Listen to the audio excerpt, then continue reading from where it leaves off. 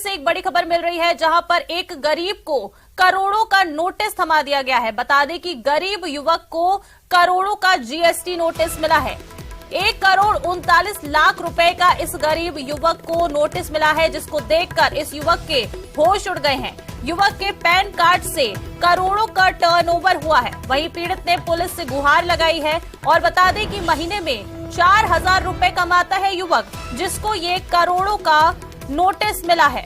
बड़ी खबर इस वक्त की जैसलमेर से आपको बता रहे हैं। एक गरीब युवक को यहाँ करोड़ों का नोटिस मिला है और तस्वीरें भी देखिए, ये उस नोटिस की तस्वीरें भी न्यूज 18 राजस्थान आपको दिखा रहा है। और बता दें कि जो गरीब युवक है ये सिर्फ महीने में 4,000 रुपए कमाता है, लेकिन इसको 1,39,00,000 रुपए का नोटिस जो है वो थमा दिया गया है। ज्यादा जानकारी लेंगे, सहयोगी श्रीकांत व्यास हमारे साथ फोन लाइन पर जुड़ गए हैं। श्रीकांत, ये बड़ी लापरवाही सामने आई है, एक गरीब को करोड़ों का नोटिस थमा दिया, क्या जानकारी है? जी, मैं आपको बता दूं कि जैसलमेर के एक युवक नरपत राम को नए साल पर एक इतना बड़ा झटका मिला कि वो अब तक सहन नहीं कर पा रहे। वो व्यक्ति 4,000 रुपए कमाता है और उसके जीएसटी नंबर जो है, जीएसटी पैन कार्ड का किसी प्रकार दुरुपयोग हुआ है या क्या कुछ हुआ है, वो अब तक सामने नहीं आ पाया है। 1,39,00,000 और 79,000 रुपए, मतलब लगभग 1,40,00,000 रुपए का नोटिस जो है वो उन्हें मिला है।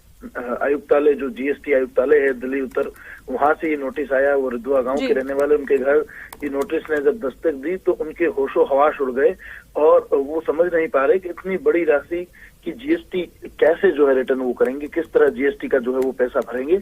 और क्योंकि उनकी जो 4,000 रुपए उनकी एक सैलरी है छोटी सी, वो एक जो है पार्ट टाइम जॉब करते हैं और साथ ही साथ स्टडी कर रहे हैं, एग्जाम्स की तैयारी कर रहे हैं, सेकंड ग्रेड एग्जाम की तैयारी कर रहे हैं। और उसके बीच इस तरह का झटका मिलने के बाद अब वो समझ नहीं आ रहे कि क्या कुछ करना चाहिए। और वो कई दिनों से पुलिस के पास चक्कर काट रहे थे, जिसके बाद आखिरकार वो जो है वो एसपी ऑफिस पहुंचे। अब जो है अब जाकर उनकी एप्लीकेशन ली गई। अभी तक मुकदमा दर्ज नहीं हो पाया है। उन्होंने न्यूज 18 से जो है मदद मांगी और उसी के चलते हम इस खबर को प्रमुखता से दिखा रहे हैं। जिस तरह सबसे पहले ये तस्वीरें, जिस तरह जीएसटी जो नोटिस आया उसकी हम दिखा रहे हैं। ये किसी एमएस स्टेट एंटरप्राइजेज नाम की कंपनी ने इनके जीएसटी पिन को यूज किया। कहीं ना कहीं ये बड़ा फ्रॉड भी हो सकता है, जहां इनके पैन कार्ड नंबर का यूज करते हुए किसी फर्जी कंपनी ने करोड़ों रुपए का टर्नओवर कर लिया। और इस टर्नओवर के चलते इन्हें इतना बड़ा नोटिस आया है कि अब जो है इनकी जिंदगी जो है वो काफी तकलीफ में है। ये कई दिनों से टेंशन में है और इनका ये नया साल तो कहीं ना कहीं बहुत जो है वो बड़ी मुसीबत के बीच आया है। तो ये काफी परेशान और पीड़ित युवक ने पुलिस से भी गुहार लगाई है। पुलिस ने क्या कुछ किया अभी तक इस पूरे मामले में? क्या विभाग से बातचीत की गई है? जी, मैं आपको बता दूं कि पहले वो जब पुलिस थाने पहुंचे तो वहां उनको कहा, पहले जीएसटी जो ऑफिस है वहां गए, स्टेट जीएसटी ऑफिस, तो वहां उन्हें पता चला कि ये तो सेंट्रल का मामला है। फिर इन्होंने जो है एक सीए से बातचीत की, जिनको ये जानते थे। उस सीए ने इनको चेक करके बताया कि आपके पैन कार्ड नंबर पर किसी दिल्ली की एक प्राइवेट कंपनी ने, मेसर्स स्टेट एंटरप्राइजेस करके जो कंपनी है, उन्होंने जो है वो उसका यूज किया है। जिसके बाद वो लोग, उन्होंने एफआईआर लिखवाने के लिए प्रयास की, लेकिन अब तक एफआईआर दर्ज नहीं हो पाई। आखिर अब वो एसपी ऑफिस कल शाम जो है एसपी ऑफिस पहुंचे और एसपी को जो है ज्ञापन देकर मांग की कि वो इस पर जल्द से जल्द संज्ञान लेकर मामला दर्ज करे। उन्हें आश्वासन दिया गया है। कल एप्लीकेशन ले ली गई थी और देर शाम जब हमारे पास ये मामला आया तो हमने पुलिस से बात करने का प्रयास किया, लेकिन बात हो नहीं पाई। अब तक यही सूचना मिली है कि आज जो है मुकदमा दर्ज हो सकता है। और अगर इस तरह से वो 1 तारीख से जब थाने के चक्कर काट रहे और उनका मुकदमा दर्ज नहीं होता तो कहीं ना कहीं पुलिस की भी बड़ी उदासीनता इसमें देखने को मिलती है। बिल्कुल श्रीकांत, आप पूरे मामले पर नजर बनाए रखिएगा, अपडेट्स लगातार आपसे लेते रहेंगे। फिलहाल आपका शुक्रिया।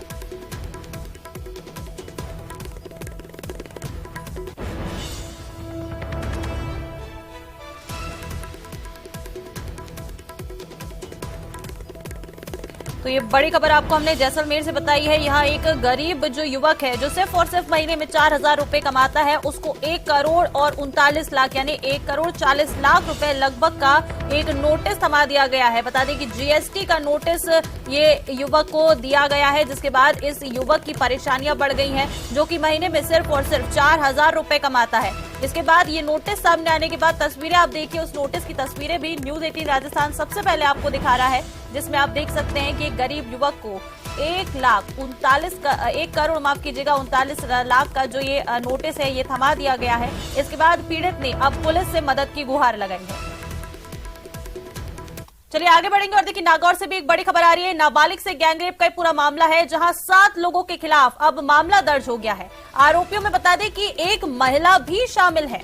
वहीं परिजनों ने परबतसर थाने में शिकायत दे दी है और पुलिस अब इस पूरे मामले की जांच में जुट गई है। नागौर से ये इस वक्त की बड़ी खबर आपको बता रहे हैं। यहाँ एक नाबालिग से गैंगरेप का मामला सामने आया है, जिस पूरे मामले में अब 7 लोगों के खिलाफ मामला दर्ज हो गया है और इन आरोपियों में बता दें कि एक महिला भी शामिल है। इसके बाद परिजनों ने परबतसर थाने में शिकायत दी है और इस पूरे मामले की जांच में पुलिस अब जुट गई है। पुलिस इस पूरे मामले की गहनता से जांच करेगी। जो 7 लोगों के खिलाफ मामला दर्ज किया गया है उनसे पूछताछ अब एक एक करके पुलिस की करेगी और ये जो पूरा मामला है इसकी गहनता से तफ्तीश की जाएगी। बड़ी खबर इस वक्त की बता रहे हैं आपको नागौर से। नाबालिग से गैंगरेप का पूरा मामला है, जहां 7 लोगों के खिलाफ मामला दर्ज हुआ है। इन 7 लोगों में बता दें कि एक महिला भी शामिल है। पीड़िता के परिजनों ने परबतसर थाने में शिकायत दे दी है, जिसके बाद अब मामले की जांच में पुलिस जुट चुकी है और गहनता से पुलिस अब इस मामले की हर एंगल से जांच करेगी।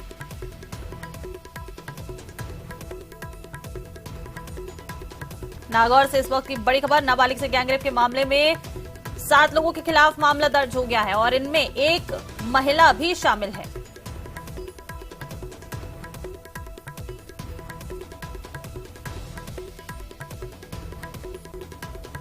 तो बता दें कि इस पूरे मामले में नाबालिग के जो परिजन हैं उन्होंने परबतसर थाने में शिकायत दे दी है।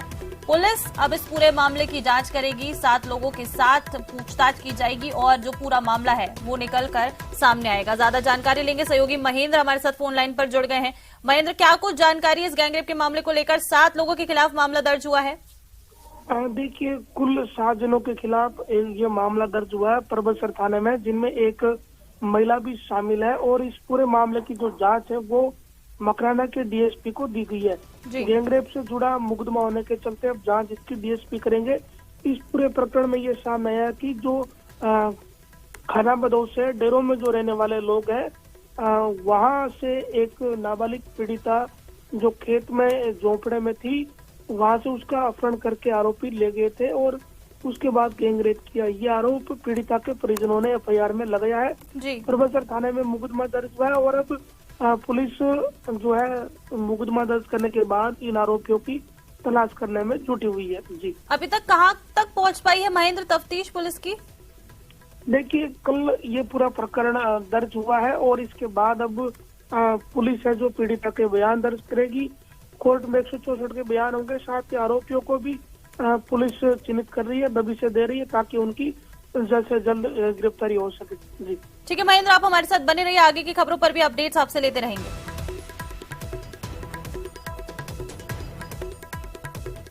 चलिए आगे बढ़ेंगे और देखिए नागौर से ही एक और बड़ी खबर आपको बता दें। व्यापारी पर कुछ अज्ञात बदमाशों ने फायरिंग कर दी है। बता दें कि फैक्ट्री से घर जाते वक्त व्यापारी पर इन बदमाशों ने गोलियां चलाई हैं। व्यापारी की गाड़ी पर बता दें कि 2 राउंड की फायरिंग की गई है। वहीं पुलिस ने आसपास के क्षेत्रों में अब नाकाबंदी करा दी है और अज्ञात बदमाशों पर मामला दर्ज कर लिया गया है।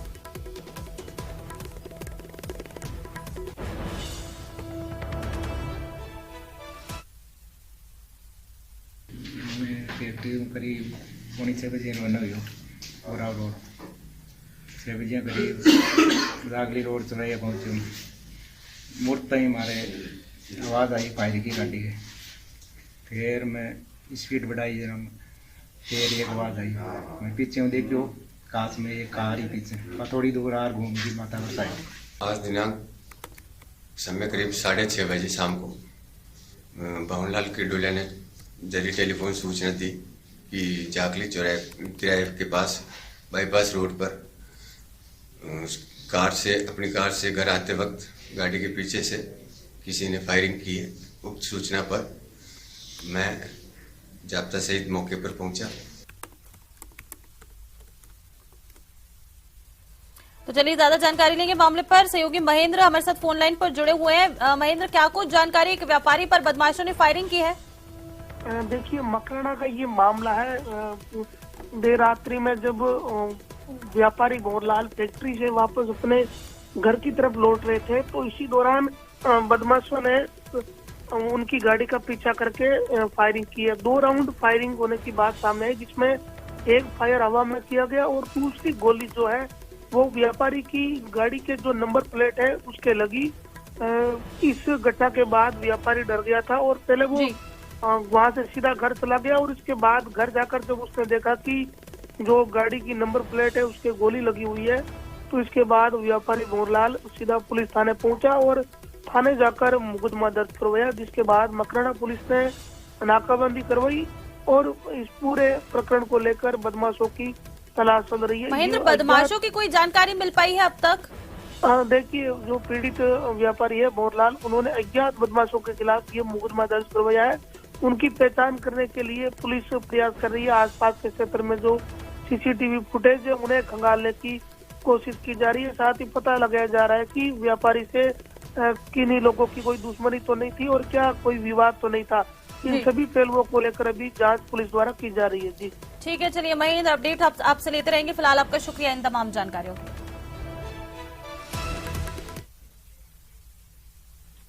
चलिए आगे बढ़ते हैं और भरतपुर से भी एक बड़ी खबर आ रही है। सांसद रंजीता कोली की अचानक से तबीयत खराब हो गई है। नई दिल्ली स्थित एम्स अस्पताल में उनको भर्ती कराया गया है। बता दें कि दिल्ली जाते वक्त उनकी तबीयत बिगड़ गई थी। दिल्ली के एम्स अस्पताल में सांसद रंजीता कोली फिलहाल एडमिट है और वहां उनका इलाज चल रहा है। भरतपुर से बड़ी खबर है, सांसद रंजीता कोली की अचानक से तबीयत खराब हो गई है। नई दिल्ली स्थित एम्स अस्पताल में उनको भर्ती करा दिया गया है। बता दें कि वो दिल्ली जा रही थी और दिल्ली जाते वक्त ही अचानक से उनकी तबीयत बिगड़ गई, जिसके बाद उन्हें अस्पताल में भर्ती कराया गया। दिल्ली के एम्स अस्पताल में बता दें कि सांसद रंजीता कोली को भर्ती कराया गया है, जहां उनका इलाज चल रहा है।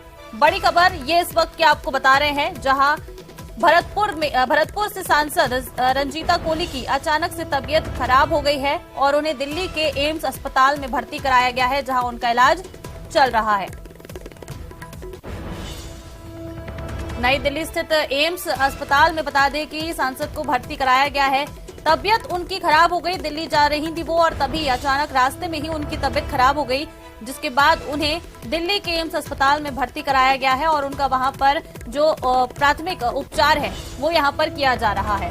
क्या तबीयत बिगड़ी है, किस कारण से उनकी तबीयत बिगड़ी, फिलहाल इसकी जानकारी नहीं मिल रही है, लेकिन ये बड़ी खबर है भरतपुर से।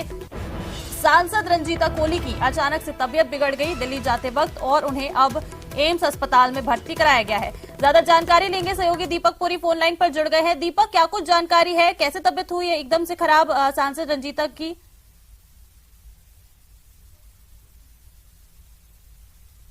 से दिल्ली के लिए जो है सामाजिक न्याय विभाग की जो मीटिंग थी उसको अटेंड करने के लिए जा रही थी, तभी वो अचानक ही रात 11 बजे जो है रेल में उनकी जो तबीयत है वो खराब हो गई। बाद में उन्हें जो एम्स अस्पताल ले जाया गया, जहां उनको अब भर्ती कराया गया। एम्स अस्पताल में उनका इलाज जारी है और बताया जा रहा है कि अचानक ही उनके पेट में कोई दर्द हुआ था और उसके बाद जब ज्यादा होने लगा तो फिर उनको अस्पताल ले जाया गया और फिर वहां पर जो है भर्ती कराया गया। फिलहाल उनका एम्स अस्पताल में इलाज जारी है। 2 दिन पहले भी सांसद रंजीता कोली की बयाना उनके निवास पर तबीयत खराब हुई थी। उसके बाद उन्हें फिर जो डॉक्टरों की टीम है वो उनके घर पे पहुंची और वहां पर उनको जो है ट्रीटमेंट दिया गया था।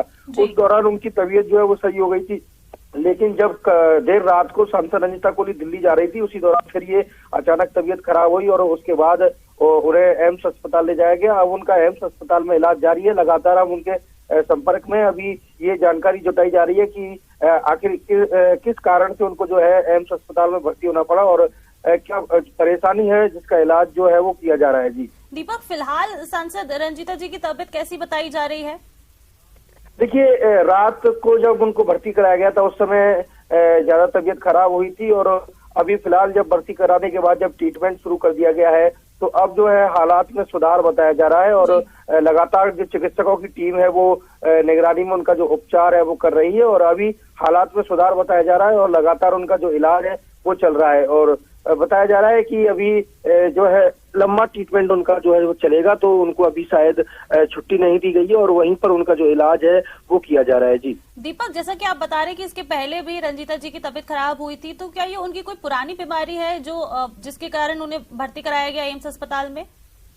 देखिए, जब निज निवास बयाना पर उनकी तबीयत खराब हुई थी तो चिकित्सकों की टीम वहां पर पहुंची थी, तो बताया जा रहा था कि वो कोई कार्यक्रम में गई थी ग्रामीण इलाके में अपने क्षेत्र में, तो वहां पर जब उन्होंने भोजन किया तो फूड पॉइजनिंग जैसी स्थिति उनकी हुई थी और उसके बाद जब उनको वहां पर जो है इलाज किया गया तो फिर उनकी हालत जो है ठीक हो गई थी। लेकिन कल फिर जो देर रात को जब दिल्ली के लिए जा रही थी तो अचानक ही ट्रेन में उनकी जो तबीयत है वो खराब हुई और उसके बाद फिर वहाँ जब वो दिल्ली पहुंची। दीपक, तो आप नजर बनाए रखिएगा, आपसे अपडेट्स लेते रहेंगे। फिलहाल आपका शुक्रिया। चलिए आगे बढ़ते हैं और दौसा से एक बड़ी खबर आ रही है। मेहंदीपुर बालाजी में महिला की हत्या हो गई है। धर्मशाला में महिला का शव मिला है जिससे पूरे इलाके में सनसनी फैल गई है। धर्मशाला में बता दें कि अर्धनग्न अवस्था में इस महिला का शव मिला है। बंद कमरे में महिला का शव मिला है जिसके बाद सनसनी फैल गई है। दो साथियों के साथ बताया जा रहा है कि जो महिला है ये मेहंदीपुर बालाजी मंदिर आई थी। कमरे से जब बदबू आने लगी इसके बाद मैनेजर ने पुलिस को बुलाया। पुलिस ने छानबीन की और फिर जब कमरे को खोला तो वहां से शव को बाहर निकाला और अब इस शव को कब्जे में लेकर पूरे मामले की जांच शुरू कर दी गई है। बड़ी खबर देखिए दौसा से यहां सामने आ रही है। धर्मशाला में शव मिलने से सनसनी फैल गई है। बड़ी खबर इस वक्त की ये आपको बता रहे हैं। मेहंदीपुर बालाजी मंदिर में एक महिला का शव मिला है और वहां पर हत्या हुई है महिला की, ऐसी आशंका जताई जा रही है। ये महिला अपने दो साथियों के साथ यहां आई थी, लेकिन कमरे से जब बदबू आई उसके बाद मैनेजर ने पुलिस को बुलाया। पुलिस ने अब शव को कब्जे में ले लिया है और क्या है ये पूरा मामला, इसकी जांच शुरू कर दी गई है। दौसा से ये बड़ी खबर। धर्मशाला में महिला का शव मिलने से सनसनी फैल गई है। मेहंदीपुर बालाजी में महिला की हत्या की आशंका जताई जा रही है। बता दें कि धर्मशाला में अर्धनग्न अवस्था में इस महिला का शव मिला है। बंद कमरे में इस महिला का शव मिला। जब काफी देर तक कमरा नहीं खोला गया था तब जो मैनेजर है उन्होंने पुलिस को बुलाया। कमरे से बदबू भी आ रही थी जिसके बाद पुलिस मौके पर पहुंची। पुलिस ने जो पूरा कमरा है उसे खुलवाया और उसके बाद वहां पर ये शव मिला, जिसके बाद जिसने भी ये देखा पूरा माहौल यहाँ पर डर का माहौल हो गया ये शव मिलने के बाद से ही। और पुलिस ने इस शव को कब्जे में लेकर अब पूरे मामले की गहनता से जांच जो है वो शुरू कर दी है। बताया जा रहा है कि ये महिला दो साथियों के साथ मेहंदीपुर बालाजी आई हुई थी और यहीं पर वो जो दो साथी हैं उनसे भी अब पूछताछ की जाएगी, उनके बारे में भी पता लगाया जाएगा। लेकिन ये बड़ी खबर इस वक्त की दौसा से आपको बता रहे हैं। धर्मशाला में शव मिलने से सनसनी फैल गई है। महिला का शव मिला है और बता दें कि अर्धनग्न अवस्था में ये जो शव है महिला का वो मिला है। बंद कमरे में महिला का शव मिला है जिसके बाद ही सनसनी फैल गई है। बड़ी खबर दौसा से ये आपको बता रहे हैं। मेहंदीपुर बालाजी मंदिर में एक महिला का शव मिला है। ज्यादा जानकारी लेंगे सहयोगी आशीष शर्मा फोन लाइन पर जुड़ गए हैं। आशीष, क्या कुछ जानकारी है, क्या पूरा मामला है? ये महिला का शव मिला है धर्मशाला में। तो सहयोगी आशीष से फिलहाल संपर्क नहीं हो पाए, एक बार फिर से उनसे जुड़ने की कोशिश करेंगे। लेकिन देखिए दौसा से बड़ी खबर है, काफी चौंका देने वाली ये खबर सामने आई है। एक धर्मशाला में महिला का शव मिला है। बता दें कि शव मिलने से सनसनी फैल गई और तस्वीरें भी देखिए। सबसे पहले न्यूज 18 राजस्थान ये तस्वीरें अपने दर्शकों को दिखा रहा है। धर्मशाला में महिला का शव मिलने से सनसनी फैल गई है। बता दें कि महिला अपने दो साथियों के साथ मेहंदीपुर बालाजी मंदिर आई हुई थी और यही की जो धर्मशाला है वहां पर इस महिला का शव मिला है। काफी देर तक जब कमरा नहीं खोला गया तो मैनेजर ने पुलिस को बुलाया। इसके साथ ही कमरे से बदबू भी आ रही थी और जब पुलिस आई, पुलिस की टीम ने अपनी छानबीन शुरू की, कमरे को खुलवाया, गेट खुलवाया, तब देखा कि अंदर महिला का शव मिला है और शव मिलने से सनसनी फैल गई है। अब देखिए ज्यादा जानकारी लेते हैं। सहयोगी आशीष शर्मा फोन लाइन पर जुड़ गए हैं। आशीष, क्या कुछ जानकारी है? महिला का शव मिला है धर्मशाला में, क्या कुछ पूरा मामला है ये? बिल्कुल, ये महिला का शव मिला है। महिला की उम्र करीब 35 वर्ष है और निश्चित रूप से ये एक हत्या की वारदात है क्योंकि महिला के गले पर गला दबाने के निशान हैं और 2 जनवरी को ये महिला धर्मशाला में आई थी और इसके साथ एक महिला और एक पुरुष थे, यानी कुल 3 लोग ये धर्मशाला में आए थे। उन्होंने एक कमरा बुक कराया था और उसके बाद में 2 जनवरी के बाद में ये रात के समय इसके जो 2 साथी हैं, एक महिला और एक पुरुष, वो धर्मशाला से निकल गए और ये महिला अंदर कमरे में ही थी और जो दोनों थे आरोपी थे, दोनों ने बाहर से लॉक करके चले गए। तो धर्मशाला के मालिक ने सोचा कि ये मंदिर के दर्शन करने गए हैं, लेकिन जब 2 दिन बाद अब बदबू आने लगी तो रात के समय सूचना दी गई। सूचना के बाद पुलिस मौके पर पहुंची है और जो धर्मशाला का गेट तोड़कर जब महिला को निकाला गया तो वो नग्न अवस्था में पड़ी हुई थी। ऐसे में पुलिस ने अब उसको शव को दोसा अस्पताल की मोर्चरी में रखवा दिया है। वही जो जिस आई कार्ड के माध्यम से वो ठहरे थे, बिल्कुल आशीष, पूरे मामले में अब गहनता से जांच होनी चाहिए कि आखिर महिला की जो हत्या की गई है वो किन कारणोंवश की गई है। आप अपडेट्स आपसे लेते रहेंगे, आप नजर बनाए रखिएगा।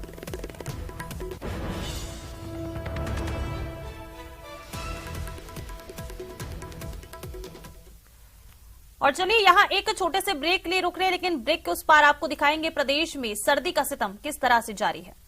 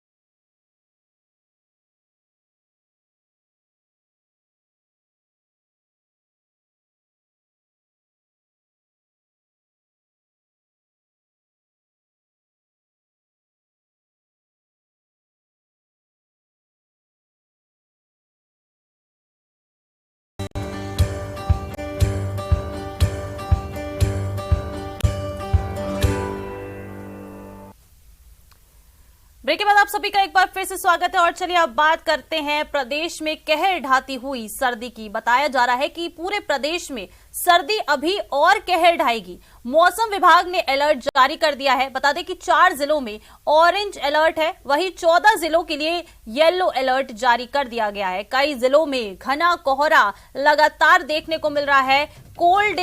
कोल्ड वेव की भी चेतावनी जो है वो भी बता दें कि कई जिलों में जारी कर दी गई है। तस्वीरें भी आप देखिए, सुबह सुबह की तस्वीरें देखिए, कोहरा कितना घना छाया हुआ है कि दूर दूर तक कुछ नजर नहीं आ रहा है। विजिबिलिटी काफी कम हो गई है और इस कहर ढाती हुई सर्दी से जो आम जनता है, आम लोग हैं, उनको भी काफी जूझना पड़ रहा है। कई जगहों पर आपको बता दें कि जो कार है या फिर कोई भी कोई फसल है उस पर भी बर्फ, ओस की बूंदें हैं जो वो जमी हुई नजर आती हैं। बर्फ की एक चादर सी जो है वो कभी कभी फसलों पर नजर आती है, कार या फिर किसी भी व्हीकल पर नजर आती है। अब ये 4 तस्वीरें भी आप देखिए आपकी टीवी स्क्रीन पर, 4 जिलों की ये तस्वीर आपको दिखा रहे हैं।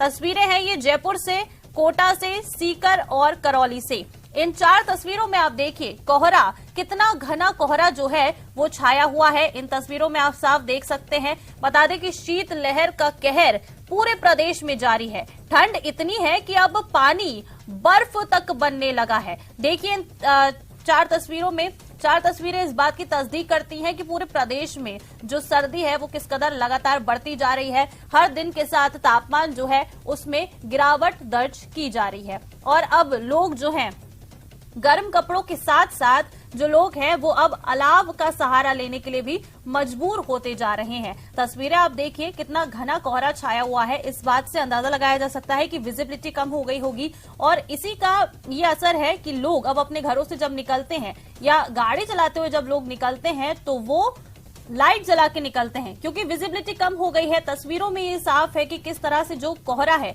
वो इन 4 जिलों में छाया हुआ है। आप देख सकते हैं कि लोग जो हैं अब इस ठंड से लगातार परेशान होते नजर आ रहे हैं। एक के बाद बता दें कि दिन पर दिन जो तापमान है वो लगातार गिरता जा रहा है और उसी का ये असर है कि अब लोग अलाव का सहारा ले रहे हैं।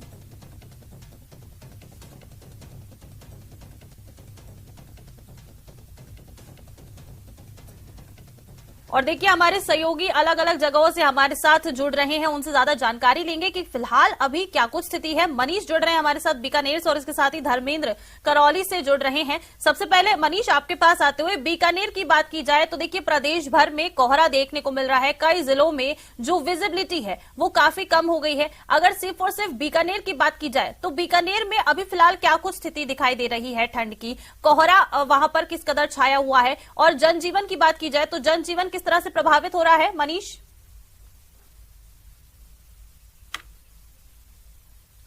ऋषिका, जो सर्दी का सितम है बीकानेर में वो लगातार बढ़ता जा रहा है। जो रात होती है, जैसे जैसे रात गहराती है, कोहरे की सफेद चादर ओढ़ करके बीकानेर सोता है, तो वहीं जब सुबह सूरज उदय होता है तो उस वक्त जो सूर्य की किरणें हैं उनसे कोहरा तो छंट जाता है, लेकिन जो गलन है वो लगातार बदस्तूर जारी रहती है। बीकानेर में इस वक्त गलन की सर्दी का दौर जारी है और गलन इस कदर है कि जो उंगलियां हैं हाथ पैरों की वो पूरी तरह से सुन्न हो जाती हैं।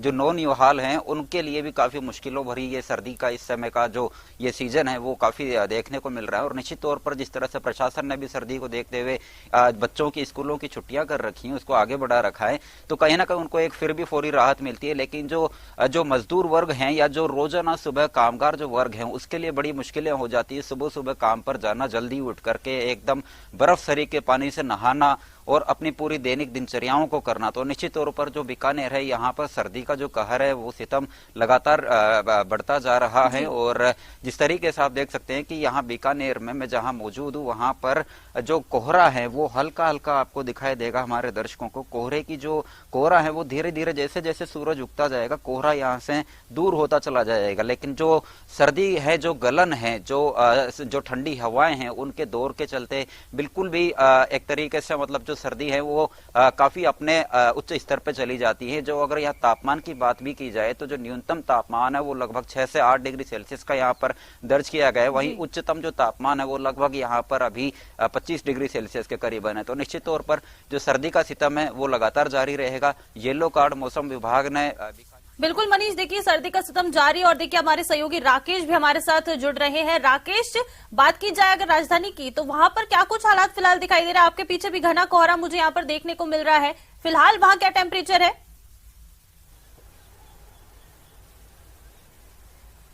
बिल्कुल, देखिए जयपुर जिले में तापमान की बात करें तो -4 डिग्री तक जयपुर जिले का तापमान गिर चुका है। कई जो इलाके हैं खासतौर पर जोबनेर, रेनवाल और जो बाहरी इलाका है कोटपुतली, यहाँ पर जो है खेतों में अब पाला पड़ने लगा है, बर्फ जमने लगी है। जो पानी की सप्लाई की पाइपलाइन है उनमें पानी जमा होने लगा है। निश्चित तौर पर ये किसानों के लिए बड़ी चिंता की बात हो गई है, क्योंकि एक तरफ तो जो प्रॉपर बिजली नहीं मिलने से किसान खेतों में पानी नहीं दे पा रहे हैं, अब जब पाला पड़ने लगा है तो इससे फसल की बर्बादी की ज्यादा आशंकाएं बन गई हैं। जहां तक विजिबिलिटी की बात है, विजिबिलिटी बाहरी इलाकों में बहुत कम हो गई है, चूंकि ठंडी हवाएं हैं, शीत लहर चल रही है, गलन है, तो इससे जनजीवन जो है प्रभावित हुआ है। शहर के अंदर विजिबिलिटी अच्छी है, लेकिन शहर के बाहरी इलाकों में जो वाहन हैं, हाईवेज हो या छोटी सड़कें हैं, वहां पर रेंग रेंग कर चल रहे हैं, क्योंकि बहुत ज्यादा विजिबिलिटी नहीं होने के कारण सामने दिखाई कम दे रहा है। तो ऐसे में लोगों को बहुत सावधानी बरत करके और आगे बढ़ना पड़ रहा है। जैसा मौसम विभाग का कहना है कि ये जो शीत लहर और जो धुंध है ये अभी और जारी रहेगी और ये आगे बढ़ेगी, तो निश्चित तौर पर यहाँ पर इससे ठंड से जनजीवन आगे आने वाले समय में और भी प्रभावित रहेगा। जिस तरह से धुंध, कोहरा और सर्दी का सितम जो लगातार जारी है, तस्वीरों में आप देख सकते हैं कि किस तरह से घना कोहरा छाया हुआ है, लोगों को परेशानी हो रही होगी। हमारे सहयोगी धर्मेंद्र भी हमारे साथ जुड़े हुए हैं करौली से। धर्मेंद्र, अगर करौली की बात की जाए तो करौली में क्या हाल दिख रहे हैं फिलहाल? क्या टेम्परेचर है करौली में?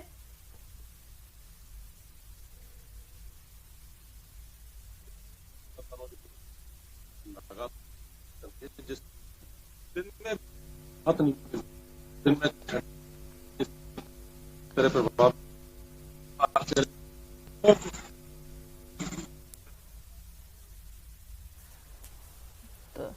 तो धर्मेंद्र के साथ हमारा संपर्क नहीं हो पाया है कुछ टेक्निकल प्रॉब्लम्स की वजह से। चलिए, तो आप सभी सहयोगियों का बहुत बहुत शुक्रिया ये तस्वीरें हमारे साथ साझा करने के लिए और ये तमाम जानकारी हमारे दर्शकों के साथ साझा करने के लिए। और इसी के साथ